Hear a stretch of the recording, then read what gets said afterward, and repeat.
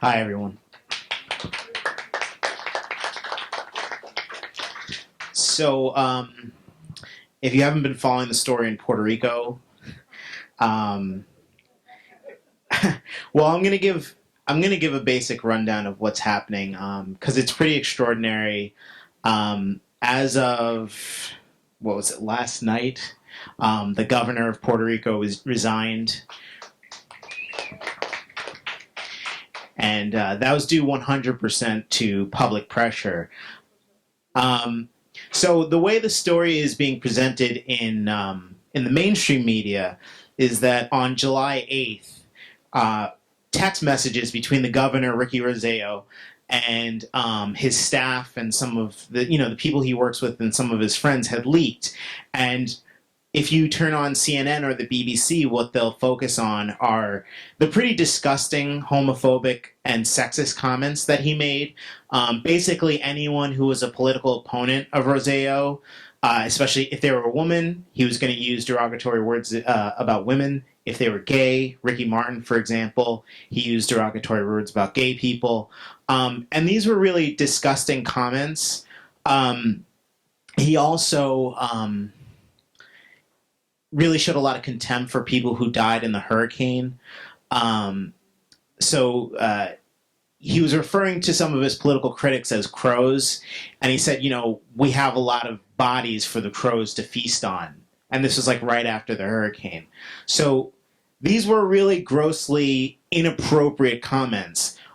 I don't know, though, that there were 1 million people in the streets comments. I mean, they were disgusting, but if you focus only on that, you miss a lot of the larger issues, and I think it's to the media's benefit to obscure that. But I want to quickly go through what is really 12 days that shook this island, because it's incredible. On Saturday, July 13th. Well, excuse me. On July 8th, the story broke. On the 13th, you had hundreds and hundreds of people in the alleyways of Old San Juan, right outside the governor's office. They tried to storm his mansion. They were facing off with riot police, and that's when the story they say it looks like a war zone. That's because the police brought an army, but really intense militant protests from the very first night. By the 15th, reports are coming out that the police are using tear gas, rubber bullets, flashbangs, and that there's up to 5,000 protesters in the streets. On July 16th, there are stories that I think 4 police officers were injured, and a really interesting story. Carnival Cruise. They had a cruise liner touring around the Caribbean, and as they were approaching Puerto Rico, they suddenly turned about because they realized that they were getting reports that the protests weren't stopping, and they were worried that it was going to overflow and endanger their passengers. So one person who was on the boat, or the cruise ship, whatever you want to call it, says they saw the island getting closer, and then they saw it getting farther and farther away, and they realized they weren't going to stop. So they had a detour on their vacation. On the 17th of July, 60,000 protesters were surrounding the mansion, not just in the streets of the city, but in front of the mansion on the beach area. And I encourage you to look up photographs that, because it's amazing, this overhead aerial shot where you see just thousands of people surrounding this giant mansion. They were burning the U.S. flag, and they were chanting, "Down with the Empire." Which, again, it shows that it goes beyond just the disgusting comments that Roseo made. On Sunday the 21st, Roseo tried to negotiate, and he said, "I'm not going to step down," because that was what all the protesters were demanding. They were saying he has to go. He said, "I'm not going to step down, but I'm not going to run for re-election." And that didn't work at all, so they called a general strike on Monday the 22nd. And they had 1 million people in the streets. They filled up the highway outside of San Juan. Again, these are photographs you have to see because it's just amazing, amazing stuff. And like I said, as of midnight last night, he resigned because there's nothing he could possibly do. So I want to talk a little bit about how Puerto Rico got here, and I think you have to, at a bare minimum, talk about Promesa in 2016. So Puerto Rico was in a serious amount of debt, especially following the financial crash of 2008. And what the United States decided to do was to appoint a board, unelected, 7 people, 6 men, 1 woman. Only one of those people actually from Puerto Rico, and it was their job to restructure the debt. I think everybody here knows that restructuring the debt really is a metaphor for austerity. And the policies that they put in place were the kind of things that you could never ever get away with doing on the mainland. For people under age 25, they reduced the minimum wage to $4.25 an hour. They cut pensions, they cut health care, they closed almost 200 schools, and they cut funding to the major university on the island. This is what, it's what people call disaster capitalism. It's totally predatory, and it's not something that happened out of nowhere either. It's not even like, it's not a random thing that it just happened to happen to Puerto Rico, that Puerto Rico in particular happened to be mismanaged, and it could have happened in Florida or Wisconsin or anywhere else. See, Puerto Rico as a colony has special federal laws, and unlike other municipalities, like for example Detroit, Puerto Rico can't declare bankruptcy. And that's a federal law. If you're a public corporation on the island, you can't declare bankruptcy either, which means that it's an amazing, amazing place to invest if you're a bank, because federal law says that Puerto Rican public corporations and the Puerto Rican government has to repay the debt they have to repay the debt before they handle other obligations. It's a number one priority. So you've kind of created a situation where you've created the perfect victim. And so in the 1970s, Puerto Rico was a major manufacturing place, but that ended with NAFTA. When you got much cheaper labor, the Puerto Rican economy started to sink. It hasn't been growing really since, I think, the 90s. But as the Puerto Rican economy sunk, you had banks like UBS pressuring the government to sell bonds, pressuring the government to borrow billions of dollars just to cover basic expenses. So they were loading up this debt for decades with these predatory loans, knowing that when something horrible happened, they could essentially crack the island open like a piggy bank. And that's what happened when the 2008 financial crisis happened. But so, like I said, Promesa happened in 2016. In August 31st of 2017, the Promesa board wanted to have their first conference. It was supposed to have about 600 major business people come to talk about all the brilliant ways that they can restructure the debt and the new business opportunities. And it was going to be held in this hotel. Well, as I said, if you look at the photographs of the people on the highway and how amazing and inspiring it was, they didn't get there overnight. What's happening in Puerto Rico right now is the exact same movement that probably started much earlier, but that had been building very rapidly since Promesa. And so what they did is they blocked off entrance to this hotel to try and prevent this from happening. And I found while researching this a Workers' World article, and the way it's described is, after learning on the eve of the protest that police planned to prevent the demonstrators from arriving, protesters began reaching the site before dawn that day and surrounded all entrances to the hotel. The protesters were determined to prevent the conference at any cost.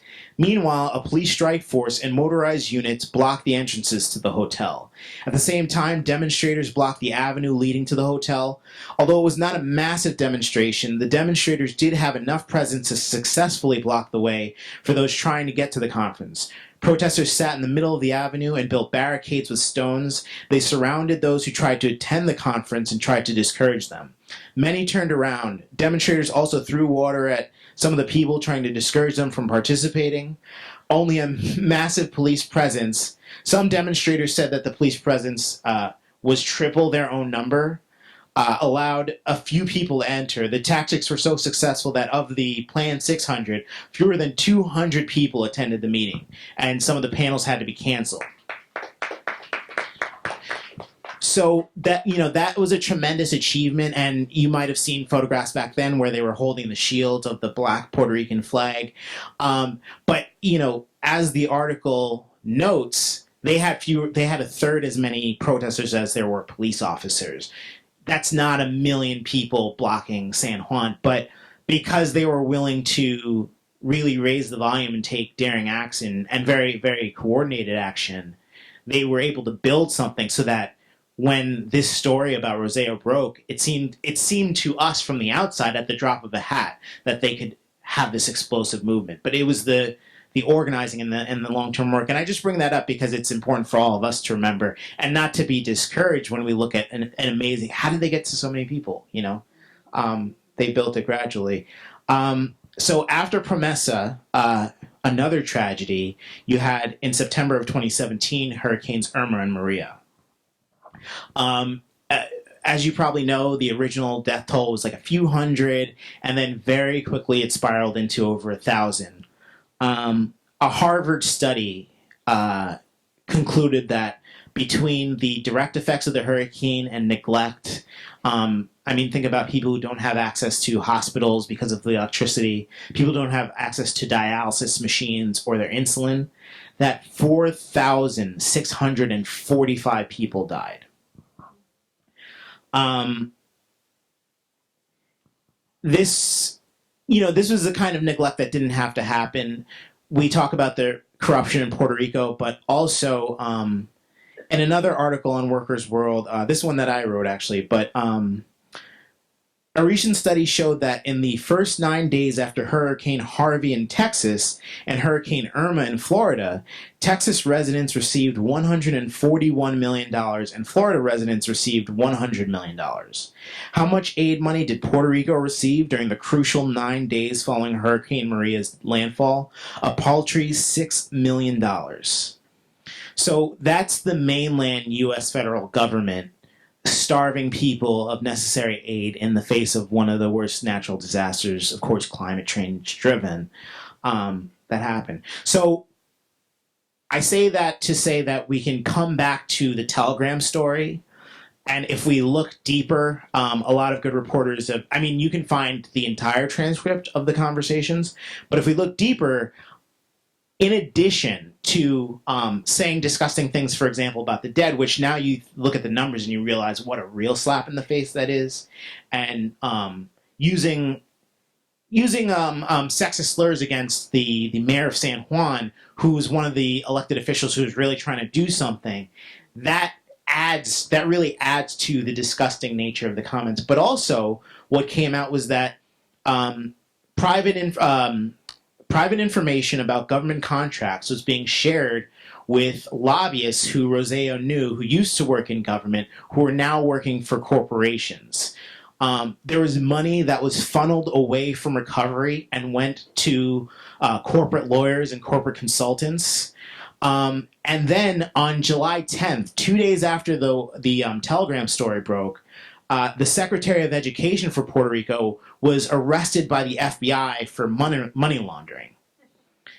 So, what exactly is this protest about? It's a rebellion against austerity, is what it is, and the fact that it also comes together with comments again that are homophobic and sexism shows the link between people who engage in predatory capitalism and predatory social behavior between the most vulnerable people in our society. It also needs to be noted, before I wrap up, that there's a lot of discussion about Puerto Rico and corruption. And, if only we could clean up the corrupt government in Puerto Rico, and maybe people in Puerto Rico appreciate Promesa because it's going to help. It's going to help get rid of the corrupt politicians. The Secretary of Education for Puerto Rico, her name is Julia Keller. She's a white woman from Philadelphia. She's paid more money than the governor when she was the Secretary of Education, and more than 95% of education specialists worldwide. She's a disaster. Yeah, exactly. She's a disaster profiteer. The bill that she pushed forward and got passed cut education funding, pushed forward charter schools, closed schools for the disabled. And way back in 2017, right after the hurricane, she posted on Twitter saying that, pointing to Hurricane Katrina and the education reforms, the reforms that happened after that, and saying that we should use that as a template. She said, sharing info on Katrina as a point of reference. We should not underestimate the damage or the opportunity to create new, better schools. So when we talk about corruption in Puerto Rico, obviously Roseo's a corrupt, homophobic, sexist piece of garbage, but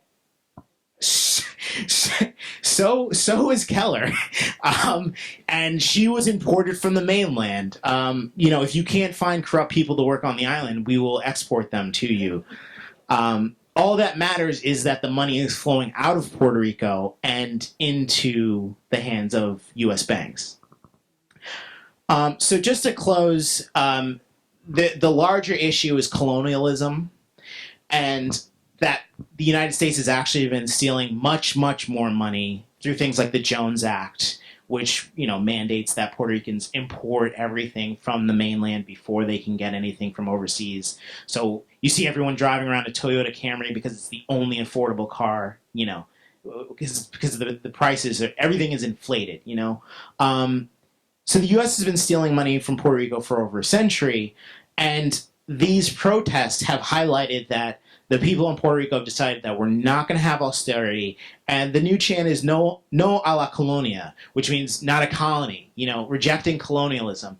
They, whether the media picks it up or not, they understand that this is a much larger issue. That's why as soon as Ricky Renuncia was the chant asking the governor to go, as soon as he resigned, they immediately took his replacement and put her name in there. Now she's got to resign too, because it's a bigger issue. It's about colonialism. It's the struggle against colonialism, and it's really long overdue. So thank you.